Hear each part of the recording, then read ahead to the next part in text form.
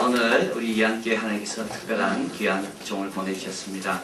우리 김중훈 목사님이십니다. 장로신학대학교 총장님으로 섬기고 계십니다. 구약학을 전공하셨고요. 그 많은 구약의 학자들이 있지만 성경을 임의대로 해석하는 그런 학자들이 많이 있는데 꿋꿋하게 하나님 말씀의 권위와 그 정확성, 무오류성 그것을 학비인으로 또 믿음으로 지켜오신 참 귀한 신실한 학자시면서 또 믿음의 또 종이시면서 또 좋은 행정으로 장로신학대학을 지금 아주 굳게 세워가신 귀한 종이십니다.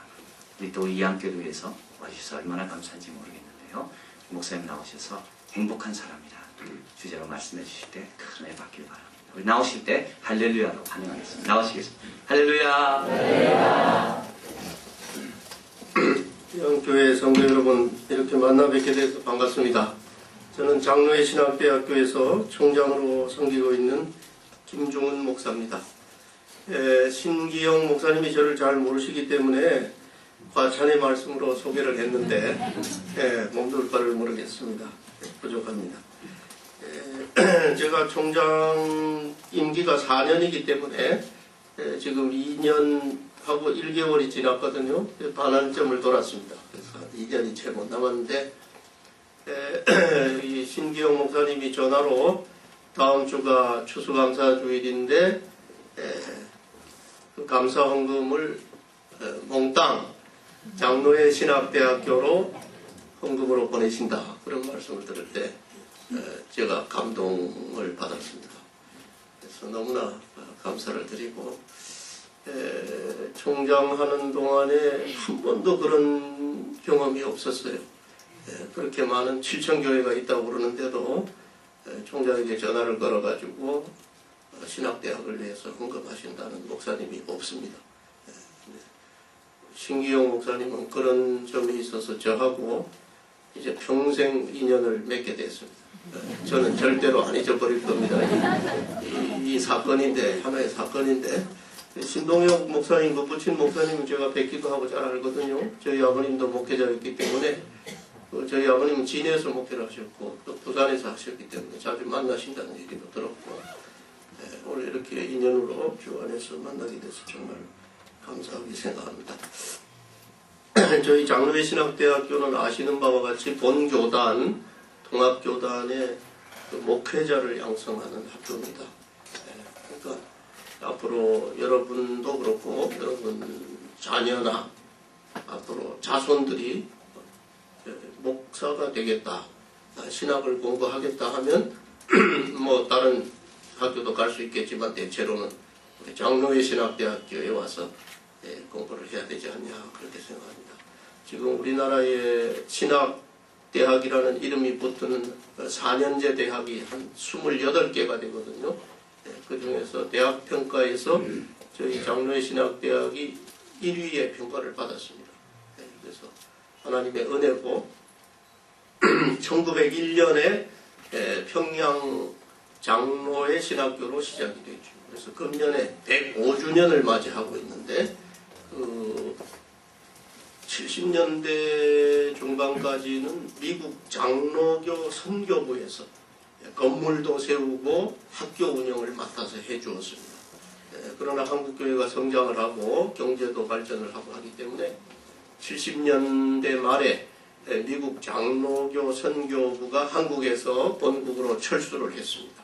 그때 재산을 다 정리를 하고 우리 장로의 신학교도 우리 총회가 직영하도록 그렇게 됐거든요. 그래서 우리 한국교회가 그동안 한 70년 가까이 신학교 운영을 안 해봤기 때문에 이것이 우리 학교라고 하는 생각이 없습니다. 누가 해주겠지. 사실 해줬죠. 한 70년 해줬는데 이제는 경제력도 많이 발전하고 교회도 발전하고 했기 때문에 인력적으로도 교수님들도 많이 양성되고 했기 때문에 우리가 하고 있습니다. 그래서 지금 그 총회가 우리 장로의 신학대학을 운영하는데 개교회, 우리 교단에 속한 개교회가 뭐 크든지 작든지 1년 예산의 100분의 1을 장로의 신학대학에 헌금하도록 총회가 결정을 했죠. 근데 이상하게도 그 결정을 따르는 교회가 많지를 않고, 많지 않다기보다 거의 없어요. 그래서 참 이상하다. 저는 그렇게 생각하고 있는데, 아직 훈련이 안 돼서 그렇다.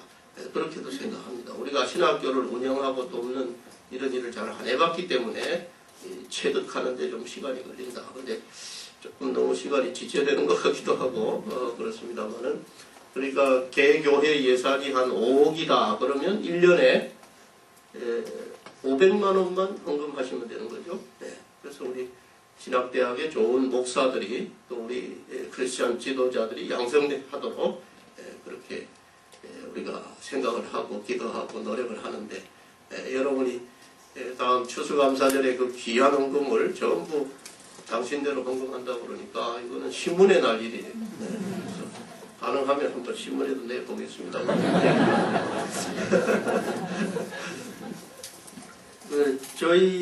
저는 제 증조부가 경산에서 일제시대 때 그 정미소 미곡상을 하면서 호주 선교사가 전도하는 것을 듣고 불교에서 개종을 해서 예수를 믿고 장로가 됐죠. 옛날에는 영수가 있어요. 영수가 되고 이제 장로가 될 때 그 아들이 제 할아버지가 목사가 되고 또 제 아버님이 목사가 되고 제가 목사가 됐습니다. 그래서 내가 목사가 됐는데, 그래서 장신대에 구약학 교수로 와서 한 25년 가르치다가 이제 총장으로 부름을 받았거든요. 아마 제 정조부가 그 미곡상 하면서 전도받고 불상이나 뭐 불서적 이거 다 마당에 내다 불태웠다고 그래요. 그때 증손자가 장신대 총장 되리라고는 꿈에도 생각 못했을 거예요, 그죠? 목사가 되는 건 물론이고. 그래서 여기 앉으신 분도 왜 그 말을 하냐면, 여러분의 손자나 증손자가 장신대 총장 되지 말라는 법이 없잖아요. 우리 학교입니다. 여러분의 학교예요. 그렇죠? 누구든지 목사가 되려면, 앞으로 기독교 신학을 공부하려면 그 학교에 와야 되니까. 지금 대개 우리 교단 교회 가보면 거의 장신대 MDU 목사 되는 과정 공부하신 분입니다. 신기영 목사님 물론이고. 그래서 여러분이 꼭 기억하시고 기도해 주시고, 또 여러분의 자손들이 와서 목사도 되고 교수도 되고 직원도 되고 그렇게 하는 중요한 학교니까, 지금 하나님의 은혜로 한국교회가 부흥하고 발전하고 또 신학도 상당히 수준이 올라갔거든요. 그래서 동남아에서는 물론이고, 동남아에서는 우리 장신대를 신학교 중에 하버드 대학과 같다 이렇게 자기들이 얘기한대요. 저는 얘기하라고 안 했는데 그렇게 하고, 미국에서 대개 이제 총장님, 학장님들이 이제 방문을 하거든요. 그러면 자기들 한국에서 유학생들이 많이 오는데 신학대학 중에서도 그래도 어느 신학교가 어딘지 잘 모른대요, 자기들은. 그래서 최근에 이제 정리를 했다고 그러거든요. 근데 제일 탑 랭킹에 장로의 신학대학이 있고, 자기들이 가르쳐 보면 장신대 출신들의 두각을 나타낸다. 이런 얘기를 들을 때 정말 감사하게 생각합니다. 그래서 여러분이 다음 주에 헌금하시는 것이 결코 헛된 데로 가지 않는다. 정말 갈 대로 간다. 그래서 제대로 쓰여질 것이고, 여러분의 귀한 헌금을 제가 잘 받아서 학교 발전을 위해서 잘 사용을 하겠습니다. 지금 1901년 개교 이래로 금년까지 졸업생 수가 한 23,000명, 23,000명이 되고요. 이번 학기에 장신대에 등록한 학생 총수가 한 2,700명 됩니다. 그 중에 여학생이 한 700명 되고, 여학생 수가 점점 늘어나고 있고, 그 다음에 외국인 학생 수가 증가하고 있습니다. 이번 학기에 62명 정도의 외국인 학생이 공부를 하고 있습니다. 우리 한국말을 배워가지고 공부를 하는데, 제가 70년대 신학대학교에 와서 공부하지 않았어요. 그때는 상상도 못할 일이에요. 소련 학생들이 와 있죠. 몽골 학생들이 와 있죠. 소련입니까? 그 다음에 탄자니아 학생들이 와 있죠. 인도네시아 학생들이 있죠. 필리핀 학생들이 와 있죠. 베트남 학생들이 와 있죠. 미얀마 학생들이 와 있죠. 상상도 못. 우리 한국말을 배워가지고 신학을 하고. 또 최근에는 금년에 탈북자 학생들이 신학교에 북한을 선교하고 앞으로 비전을 가지고, 그래서 11명의 탈북자 학생들이 우리 장신대는 신학대학 중에서 1위 평가를 받았지만은 등록금 액수로는 28개 대학 중에 밑에서 두 번째입니다. 그래서 될 수 있는 대로 등록금 부담을 안 주려고 하고 있고, 등록금 의존율이 뭐 한 70% 된다 그래도 된다고 그러는데, 앞으로 한 50대 50 정도로 낮추면 좋겠다, 이제 그런 목표를 가지고 있죠. 지금 우리가 알고 있는 미국 장로교 중에 가장 재정이 튼튼하고 잘하는 알려진 신학교가 이제 프린스턴 신학대학교거든요. 프린스턴 신학원인데, 거기는 목사 되려고 오는 학생들 대개 4년제 대학을 졸업하고 3년을 하게 되어 있으니까 그 학생들은 한 90% 이상 장학금을 주고 있습니다. 그래서 우리 장신대도 앞으로 목사 되는 분들은 좀 많이 지원을 해야 되겠다. 되게 가난한 신학생들이 많아요. 점심을 거르는 신학생들도 많이 있습니다. 그래서 노력을 하고 있는데 여러분들 기억하시고, 제가 저는 신학 박사를 70년대 스위스 바젤에 가서 공부를 했거든요. 바젤 대학에. 그때 박사 과정 하는 기간 동안에 모든 그 기숙사비, 학비, 장학금을 스위스 바젤시 교육위원회로부터 받았습니다. 그래서 가니까 스위스가 잘 사는 나라더라고요. 지금도 그렇지만은 지금도 뭐 GNP가 아마 세계 1, 2위를 할 겁니다. 43,000불인가 뭐 그렇게 제가 봤습니다만은 우리가 지금 16,000불 조금 되나 말라 이렇게 되는데 아주 잘 사는 나라죠. 근데 가서 공부해 보니까 얼마나 짠지 사람들이. 그 스위스는 알프스 산도 있고 그런데 산골 사람들이거든요. 그래서 되게 짜요. 그래서 독일어로 처음에 제가 듣고 놀란 말이 겔트 이스트 블루트 그러더라고요. 그게 무슨 말이냐면 돈은 피다 이거예요. 얼마나 짠지. 근데 그 돈을 제가 받았으니까 저는 얼마나 짭니까? 짠 사람 돈을 받아가지고 박사 공부를 했으니까. 왜 그런 말을 하냐 하면 신 목사님도 그렇고 미국 버지니아에서 공부하시지 않았어요? 우리 교수가 이번 학기에 한 50명 되거든요. 거의 박사학위를 다 가지신 분들인데 거의 외국에 가서 장학금 받아갖고 그랬어요. 그 사람들이 뭐 돈 아낄 줄 몰라서 나 같은 사람 장학금 줍니까?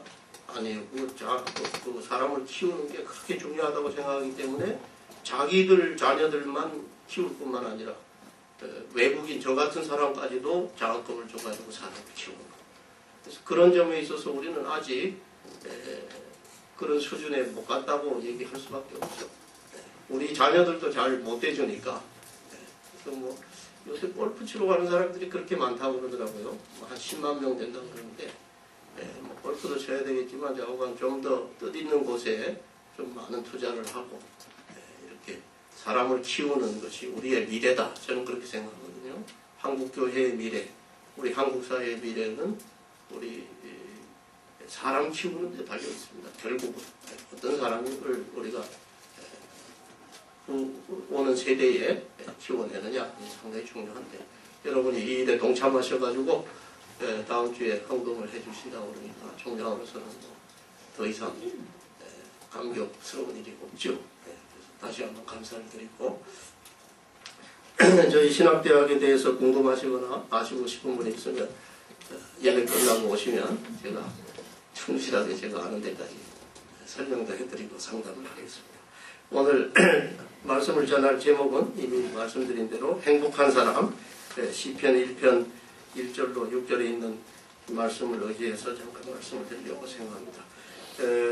여러분 다 행복하기를 원하시죠? 근데 사실 행복하십니까? 그 행복이 뭐냐 그러면 알지만은 또 설명하기가 어렵잖아요. 그래서 제가 국어사전을 찾아봤거든요. 국립국어연구원 표준국어대사전 1999년판에 행복이라는 말을 이렇게 풀이하고 있습니다. 복된 좋은 운수, 생활에서 충분한 만족과 기쁨을 느끼는 흐뭇한 상태. 이렇게 풀이를 하고 있거든요. 자, 여러분은 지금 충분한 만족과 기쁨을 느끼는 흐뭇한 상태에 있습니까? 뭐 꼭 그에 대답 안 하셔도 속으로 한번 자문자답을 해보시기 바랍니다. 아니면 행복과는 반대로 충분한 불만과 슬픔을 느끼며 원망과 짜증나는 상태에서 불행한 생활을 하고 있습니까? 우리 한국 사람들은 복 받는 걸 참 좋아하거든요. 그래서 오복사상이니 뭐 이빨이 좋아야 뭐 복에 든다, 뭔가 복에 대한 얘기가 많이 있잖아요. 네. 근데 서양 사람들도 뭐 복에 다 관심이 있죠. 다 관심이 있는데 특히 미국 사람들 보면은 그 행복에 대해서 관심이 많은 것 같아요. 우리는 새해가 되면은 복 많이 받으세요 그렇게 인사하잖아요. 네, 그럴 때마다 저는 조금 거부 반응이 있어요. 복 많이 받았는데 또 뭘 받으라나 이제 그런 생각이 나는데 그 영어로 하시면 여러분 영어 다 잘 듣잖아요. 해피 뉴 이어잖아요. 그건 뭡니까? 행복한 새해가 되세요. 그거는 받은 복을 잘 누리라는 얘기거든요.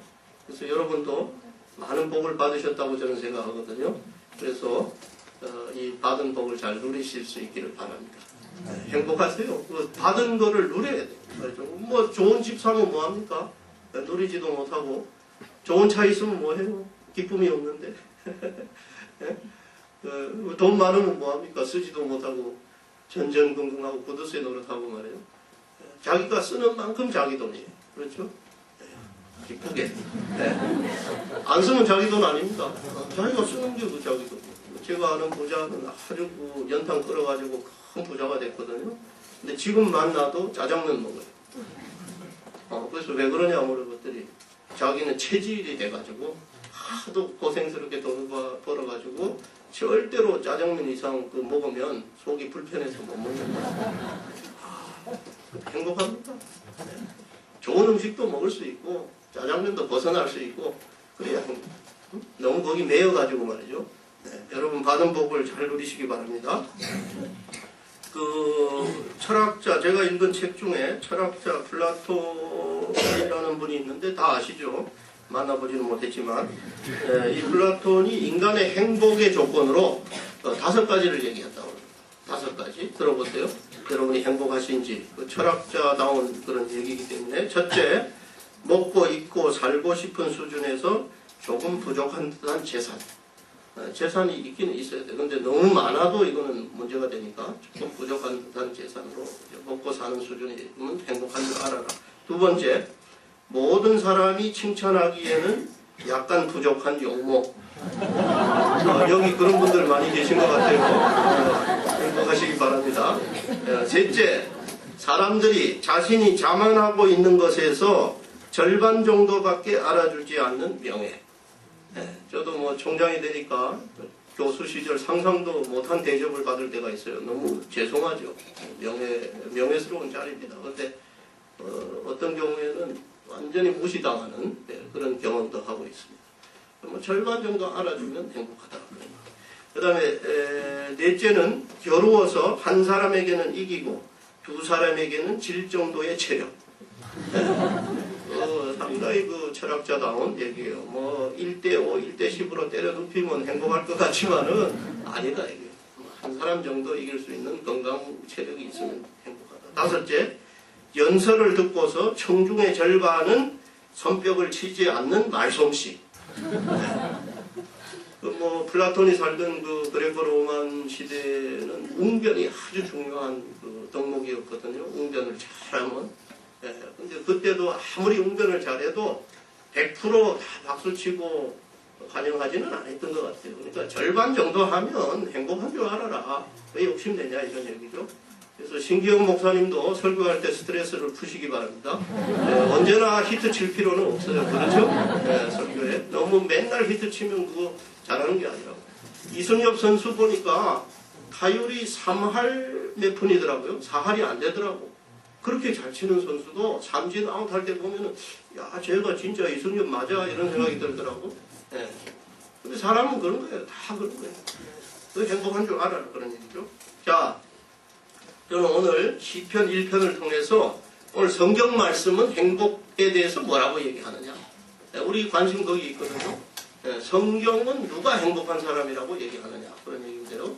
여러분 시편 1편 1절을 읽으시면 저는 다 외웁니다만 어려서부터 우리 아버님이 하도 외우라 그래가지고 가정 예배 때마다 외워가지고 이제 외우는데 복 있는 사람은 그렇게 시작하잖아요. 근데 번역이 조금 부족해. 제가 볼 때는 복 있는 사람은 아니고 행복한 사람. 원래 원문이 그렇습니다.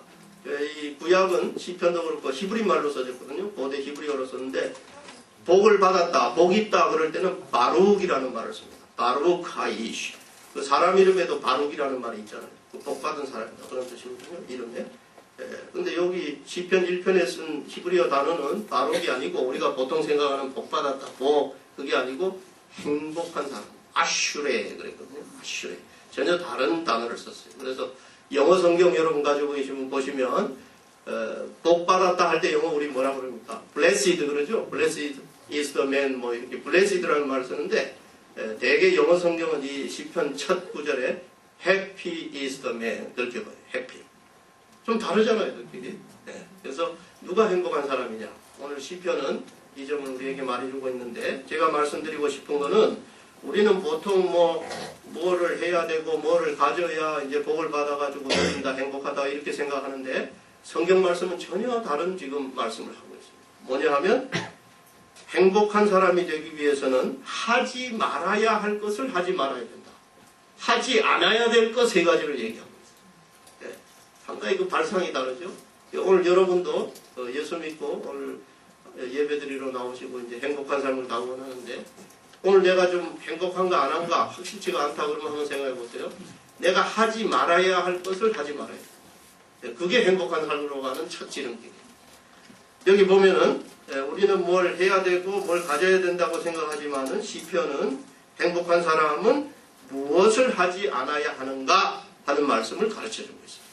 제가 말씀드리겠습니다. 세 가지를 하지 않아야 된다고 말씀해 줬거든요. 첫째는 여러분 보시는 대로 악인의 꾀를 따르지 아니하며 했습니다.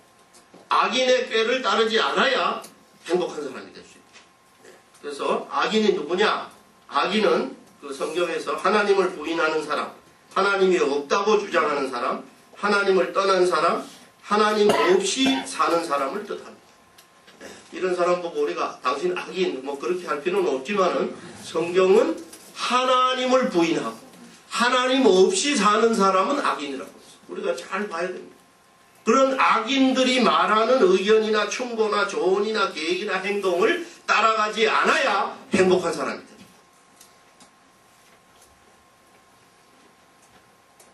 육신의 정욕과 안목의 정욕과 이 생의 자랑을 따라가는 세상 지혜를 버리고 하나님 없이 사는 사람들처럼 살아서는 안 된다는 거죠. 이거를 잘 우리가 주목할 필요가 있어요. 예수 믿는다고 말은 하지만 평소에 안 믿는 사람들과 어울려서 해야 할 일, 안 해야 할 일 가리지 않고 다 하면서 살면 결코 성경이 말씀하는 행복한 사람은 될 수 없다는 것입니다. 주색잡기뿐만 아니라 교인들 중에도 도박, 마약, 가정폭력, 조직범죄, 인터넷 중독 등등에 빠진 사람들도 있다고 합니다. 여기는 그런 분이 없으시겠죠. 이러한 악습을 벗어버려야 행복하게 됩니다. 우리나라 조선 후기의 실학자로 알려진 이덕무라는 선비는 자기가 하지 못하는 것 4가지를 평소에 자랑했다고 합니다. 바둑과 장기를 두지 못하고 소설을 볼 줄 모르며 여색에 대해 말할 줄 모르고 담배를 피울 줄 모른다고 자랑했습니다. 그러면서 그는 이 4가지 것은 비록 죽을 때까지 못하더라도 해될 것이 없다. 나로 하여금 자제들을 가르치게 한다면 마땅히 먼저 이 4가지 하지 못하는 것으로 그들을 인도하겠다라고 했습니다. 우리도 오늘 무엇을 하지 않아야 하는지 생각해 보아야 합니다. 그리스도인들도 마땅히 하지 못하는 것으로 자랑할 것이 있어요. 무엇이든지 다 잘하면 그리스도인이 될 수 없고 행복한 사람이 될 수 없습니다. 도둑질 빼놓고 다 해봐라 그러는데 큰일 납니다. 그렇죠? 네, 제가 만난 사업하는 집사님이 그러더라고요. 대접하면서 목사님 죄송하지만 저는 솔직하게 다 말합니다. 그래요. 뭡니까? 그랬더니 저는 집사라기보다 잡사입니다. 왜 그런데요? 뭐 친구들이 주위에서 그럽니다. 저는 술도 좀 먹고요. 세상에 나가서 살다 보니까 그렇게 됐습니다. 솔직한 거는 좋은데 집사는 집사여야지 잡사가 되면 됩니까? 제가 아는 또 어떤 분은 룸사롱에 가기만 하면 안 믿는 친구들보다 그렇게 술을 잘 먹는데요. 폭탄주를. 집사인데, 안수 집사인데. 그리고 뭐 모르는 노래가 없대, 유행가. 뭐 저리 가라, 뺨친대 누구를. 그리고 또 아가씨들하고 그렇게 춤을 잘 춘다니. 그리고 교회 와서도 잘한다는 거예요. 그러니까 다 놀랜다는 거야. 어떻게 저렇게 할 수 있냐. 예? 못하는 게 있어야지, 못하는 게. 내게 능력 주시는 자 안에서 내가 모든 일을 할 수 있느니라. 그거를 그렇게 하면 안 되잖아요. 그렇게 하면 안 되잖아요. 그렇죠? 뭐 평신도뿐만 아니라 제가 얼마 전에 그 목사님들 모이는 자리에 갔거든요. 그 목사님들 중에 그 상담 전화를 하시는 분들이 있어요. 요새는 특성화해가지고 목사 3호 상담 전화 하시는 목사님이 있더라고요. 그분이 요새 좀 큰일입니다. 그래요. 왜 큰일이냐 그랬더니 이 목사님 가정에도 이 가정폭력이 문제가 많이 된다고. 전에는 좀 드물었는데 요새 많이 온다 그러더라고요.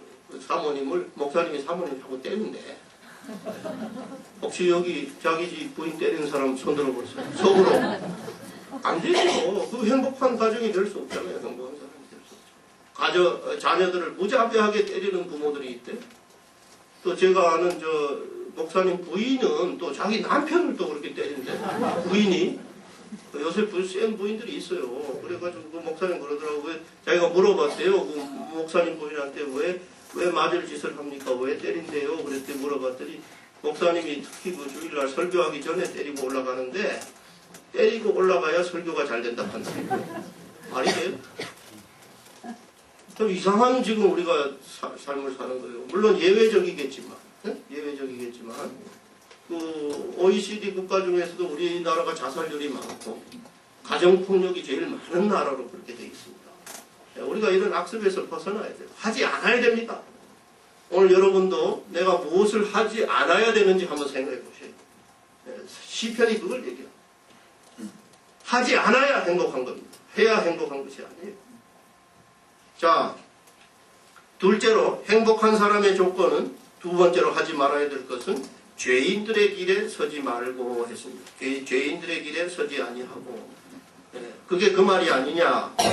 비슷하지만은 조금 다릅니다. 히브리어는 이 죄인을 하타라는 말로 표현했는데 그 의미는, 하타라는 말은 가야 할 길을 버리고 다른 길로 가는 것을 뜻합니다.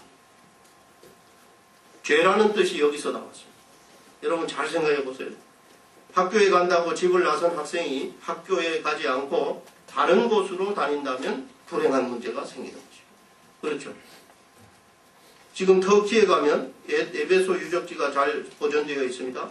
그 도시의 중심지에 번화한 상가가 모여있던 시장터 아고라라고 하는 큰 광장이 있는데 거기에는 당시에 시립도서관 건물 유적도 남아있고 그 주변에는 유흥가와 홍등가도 많이 모여 있었다고 합니다. 여행 안내인이 설명하는 옛 기록에 의하면 고대 에베소 사람들은 아고라에 있는 홍등가나 유흥가에 놀러 갈 때에는 의뢰 도서관에 간다 하고는 놀러 다닌다. 가야 할 길은 가지 않고 가지 말아야 할 다른 길로 다니는 것이 죄인의 길에 서는 것입니다. 여러분 금년에 어디를 제일 많이 다니셨습니까? 속으로 잠은 자다 가시기 바랍니다. 내가 가야 할 길을 갔나? 가지 않아야 할 길을 갔느냐? 이것이 우리의 행복의 잣대입니다. 가지 않아야 할 것은 가지 않아야 행복하다는 거죠. 오늘 성경의 말씀이 여러분에게 빛을 비춰주시기 바랍니다. 바른 길로 다니시기 바랍니다. 누가 보아도 떳떳한 길로 다니시기 바랍니다. 셋째는 오만한 자들의 자리에 앉지 말라고 했습니다. 세 번째 하지 않을 것은 오만한 자의 자리에 앉지 말라고 했습니다. 여기 오만한 자는 히브리 말로 레츠라고 했는데 그 의미는 비웃는 사람, 냉소적인 사람을 의미합니다. 여러분 비웃거나 냉소적인 사람이 되시지 마십시오. 이 지식인들은 자기 좀 안다고 그래가지고 코웃음 치고 냉소하는 경우가 많이 있거든요. 결코 행복하지 못합니다. 성경은 오만한 자들, 비웃는 사람, 냉소적인 사람의 생활을 하지 말라고 말씀하고 있습니다. 저는 어렸을 때 이런 말을 들었습니다. 예수 믿으려면 내 주먹을 믿어라. 여러분 들어보셨어요? 이게 비웃는 거거든요. 냉소적인 거거든요. 오늘 우리 예수 믿는 사람들이 터무니없이 교회를 비방하고 예수 믿는 것을 조롱하는 사람들과 어울려서 우리도 오만하고 냉소적이고 비웃는 그런 생활을 해서는 안 된다. 성경은 그렇게 말하고 있습니다. 오늘 이 세 가지를 하지 않을 수 있는 능력이 어디서 오느냐? 그 다음에 보시면 시편 1편 2절에 보시면은 행복한 사람의 지혜와 능력은 다시 두 가지를 해야 된다고 말씀하고 있습니다. 세 가지를 하지 않아야 되고 이 세 가지를 하지 않을 수 있는 능력은 두 가지를 힘쓰는 데 있다. 그렇게 말합니다. 잘 들어보시기 바랍니다. 그 사람은 여호와의 율법을 즐거워하며 그 율법을 주야로 묵상하는 자로다. 여호와의 율법은 오늘 성경 말씀이죠. 하나님의 성경 말씀. 여러분 하나님의 성경 말씀을 즐거워하십니까? 나는 성경 말씀 중요하다고 그래서 읽기는 읽고 열심히 하지만은 즐거운 마음은 안 생긴다. 그런 분은 조금 더 힘쓰시면 즐거운 마음이 생깁니다. 하나님의 말씀이 사랑스럽고 귀하고 즐거운 마음이 생겨요. 왜 그런지 제가 설명할게요. 이 공자의 논어의 하기편에 보면은 거기 이런 말씀이 있죠. 여기 써놨는데 제가 하기 시습지 불협열호 다 아시는 말씀이죠. 하기 시습지 불협열호 뭡니까? 배우고 또한 그것을 익히면 반복해서 익히면 즐겁지 아니하랴. 이게 사실이거든요. 해본 사람은 알거든요. 공부를 해본 사람은 참 공자나 맹자나 이런 성현들의 높은 그 학식이 있는 분들의 가르침을 배워가지고 우리가 그 공부를 잘 반복해서 해가지고 내가 체득이 되면 기쁨이 생긴다. 즐거움이 생긴다. 하나님의 말씀도 똑같습니다. 여러분이 예수 믿고 아직 하나님의 말씀에 이 즐거움을 맛보지 못한 분은 오늘부터 이걸 힘쓰시기 바랍니다. 그래 행복한 사람이 된다고 그랬어요. 그렇잖아요? 네. 그 어디 성경에 보면은 주의 말씀이 내 입에 꿀과 같이 달다 그랬어요. 이왕이면 그 맛을 보면 얼마나 좋습니까? 네. 그래서 여러분이 행복한 사람이 되시려면 하나님의 말씀을 즐거워하고 사모하시기 바랍니다. 그래가지고 그 말씀을 주야로 묵상하는 거다. 이 묵상이라는 말은 조금 어렵고 그냥 명상하고 이러는 건가 보다 이런 생각을 하는 분들이 많이 계시거든요. 본래 그 작은 소리로 읊조린다 그런 뜻인데 묵상한다. 근데 그 본래 뜻은 하가라고 하는 본래 뜻은 공부한다 그런 뜻이에요. 그 하나님의 말씀을 즐거워하여 그 하나님의 말씀을 시간 있는 대로 주야로 공부하는 사람. 여러분이 이왕 예수 믿고 교회에 출석하고 행복한 사람이 되시려면 하나님의 말씀을 열심히 사모하고 공부하시기 바랍니다. 행복한 사람이 됩니다. 더 좋은 방법이 있다 그러면 저한테 가르쳐 주세요. 저도 그렇게 할게요. 근데 세상의 모든 사람들이 지내봐서 이 말씀을 우리가 경험적으로도 증거할 수가 있습니다. 저희 가정에도 예수 믿고 하나님 말씀으로 얼마나 행복한 가정이 됐는지 오늘 이 시간에 간증을 다 할 수 없습니다만은 사실입니다. 예수 믿는 국가들 요즘 20세기, 21세기에 들어와서 세계 선진국이 다 어떤 나라들입니까?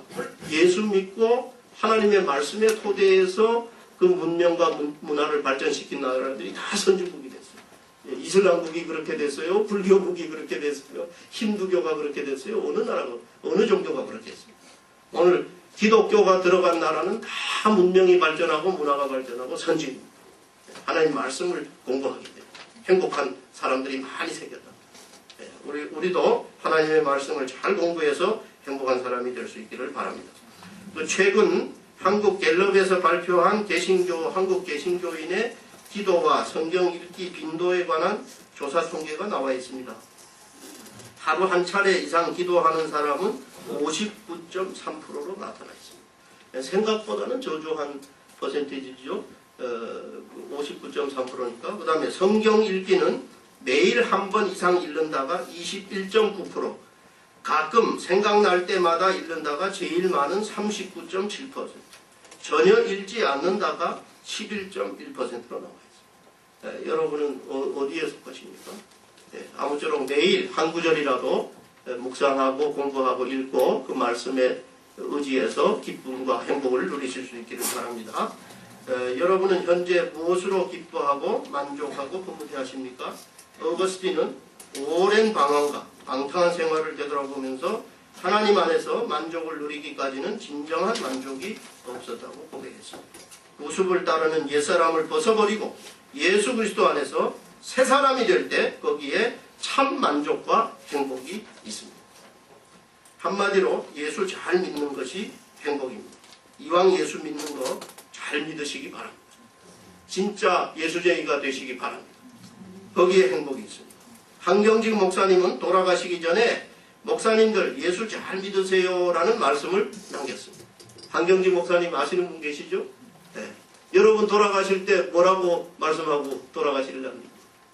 안 돌아가실 분 손 들어보세요. 예수 잘 믿는 것밖에 없어요. 제가 지금 금년에 60이거든요. 우리 친구들 되게 직장에서 은퇴했더라고요. 뭐 젊을 때 만나면 손톱도 안 들어가던 친구들이 요새는 말하면 가만히 있어요. 야, 너가 60 살아보니까 행복하고 좋은 거 있으면 나 좀 가르쳐줘. 가만히 있어. 별로 없으니까. 난 해보니까 예수 믿는 거 이상 좋은 거 없더라. 예수 믿어. 그러죠. 그럼 예? 정말입니다. 여러분 한번 그 예수 믿는 것보다 더 행복하고 좋은 길이 있다. 저한테 가르쳐 주세요. 저도 그거 할게요. 이 시간 저를 포함해서 우리 모두 예수 잘 믿고 행복한 사람들이 되기를 진심으로 바랍니다. 시편 1편 3절 4절에서는 행복한 사람과 불행한 사람을 지교법으로 비교하고 있습니다. 행복한 사람은 마치 관계수로에 시냇가에 따라 심겨진 과실수처럼 제때에 열매를 맺고 번성하지만 불행한 사람은 마치 타작마당에서 바람에 날리는 겨와 같다고 했습니다. 아주 그 인상적인 은유를 지규를 사용하고 있습니다. 유대인의 속담에 세상은 가벼운 것은 끼워 올리고 무거운 것은 가라앉힌다는 말이 있습니다. 요즘 우리 사회에서도 무엇이 뜬다든지 아무개가 떴다는 말을 많이 하는데 그것은 대체로 죽정이나 겨와 같은 것이 아닐까 생각합니다. 행복은 이리저리 세상 풍조를 따라 날리고 떠다니는 쭉정이 같은 삶이 아니라 좋은 과실나무와 같이 주어진 한 자리에 뿌리를 내리고 열매 맺는 삶이라고 성경은 말씀하고 있습니다. 여러분도 세상 행복을 쫓아 이리저리 바쁘게 자리를 옮기며 떠돌아다니지 마시고 하나님이 우리 각자에게 주신 자리를 잘 지켜서 행복한 열매를 맺으시는 삶이 되기를 바랍니다. 이제 시편 마지막 5절로 6절은 행복한 의인과 불행한 악인으로 구별되는 인생의 두 갈래 길을 결론적으로 말씀했습니다. 인생의 삶이 행복했느냐 불행했느냐의 최종 판단은 인간이 하는 것이 아니라 하나님의 마지막 심판에서 가려지게 된다는 것입니다. 행복의 기준이 다르다는 것입니다. 사람이 판단할 때는 불행한 삶을 살았다고 보이는 사람도 하나님이 보실 때는 아름답고 행복한 삶을 살았다는 것입니다. 세상 기준으로는 성공했고 행복했다고 보이는 사람도 하나님이 보실 때는 그렇지 않다는 것입니다. 여러분 누가 판단하느냐 누가 보느냐가 중요합니다. 우리 국가원수나 장관이나 우리 직장의 상사나 목사님이나 선생님이나 부모가 우리를 인정해주고 칭찬해주면 으쓱하고 기분이 좋아지고 행복하죠. 하나님이 인정하시면 행복한 삶이라. 여러분이 마지막에 하나님이 인정하시는 행복한 삶을 누리는 행복자들이 되시기를 바랍니다. 세상에서 잠깐 죄악의 향락을 누리는 것이 결코 행복이 아니라는 것입니다.